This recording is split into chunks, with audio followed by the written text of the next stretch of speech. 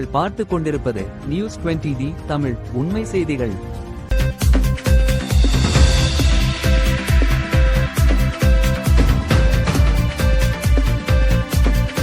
மதுரை மாவட்டம் திருப்பரங்குன்றம் சட்டமன்ற தொகுதி திமுக வேட்பாளர் திருமதி கீர்த்திகா தங்கபாண்டி அவர்களை திருப்பரங்குன்றம் தேவி நகர் பகுதியை சேர்ந்த திரு முத்தையா பகுதி நெசவாளர் அணி அமைப்பாளர் அவர்கள் மாலை அணிவித்து வரவேற்றார். மற்றும் திமுக தெற்கு பகுதி செயலாளர் திரு உசிலை சிவா அவர்களையும் பொன்னாடை அணிவித்து வரவேற்றார். உடன் 99வது வட்ட செயலாளர் திரு சாமுவேல் அவர்களும் உடனிருந்தனர்.